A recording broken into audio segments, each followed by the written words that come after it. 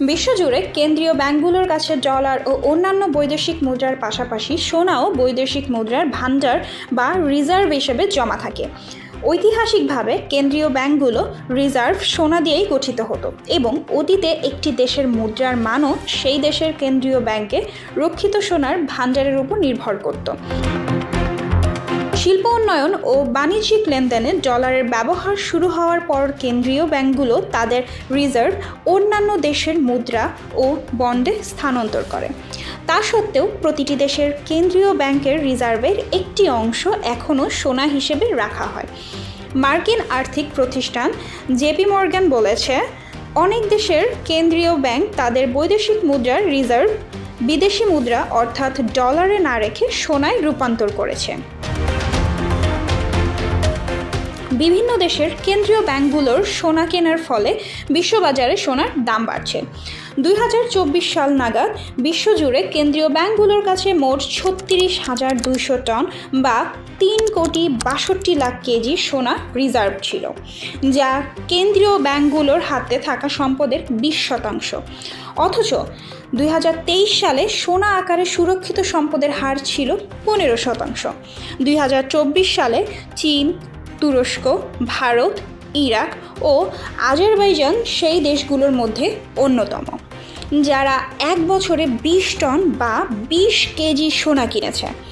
অর্থনীতিবিদরা বলেছেন, আন্তর্জাতিকভাবে ডলারের দুর্বল হয়ে পড়া, যুক্তরাষ্ট্রের সুদের হার কমে যাওয়া, অর্থনীতি এবং বৈশ্বিক অস্থিতিশীলতা এই কারণগুলোই বিনিয়োগকারী ও দেশগুলোকে সোনার দিকে নিরাপদ সম্পদ হিসেবে তাকাতে বাধ্য করছে।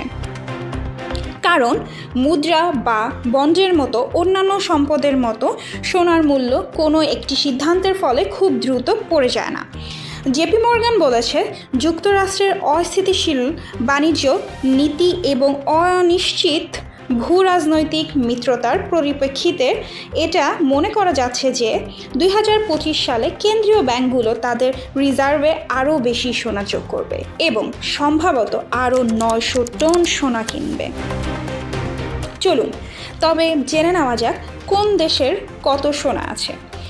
যে দেশের কাছে যত বেশি সোনা রিজার্ভ থাকে তাদের মুদ্রা তত বেশি শক্তিশালী। বিশ্বের অনেক দেশের কেন্দ্রীয় ব্যাংক তাদের বিদেশি সম্পদ সোনা আকারে জমা রাখে। ওয়ার্ল্ড গোল্ড কাউন্সিলের মতে যুক্তরাষ্ট্রে বিশ্বের বৃহত্তম সোনার রিজার্ভ রয়েছে।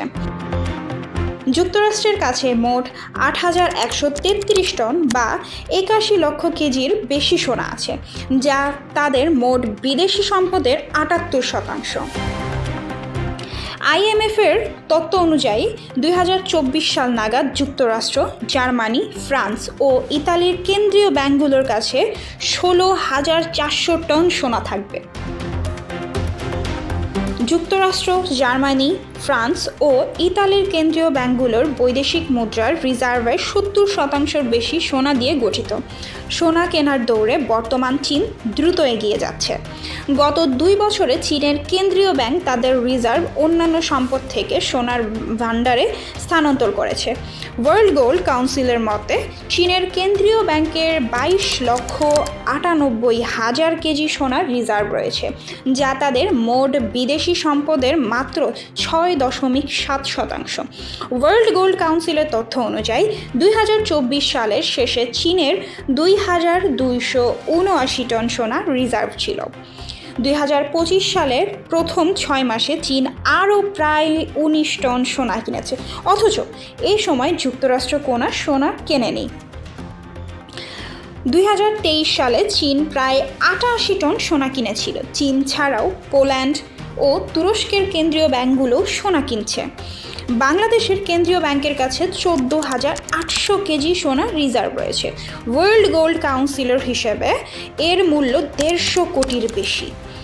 এটি মোট রিজার্ভের 5.65%। বাংলাদেশের প্রতিবেশী ভারতের কেন্দ্রীয় ব্যাংকের কাছে 8,88,000 কেজি সোনার রিজার্ভ রয়েছে।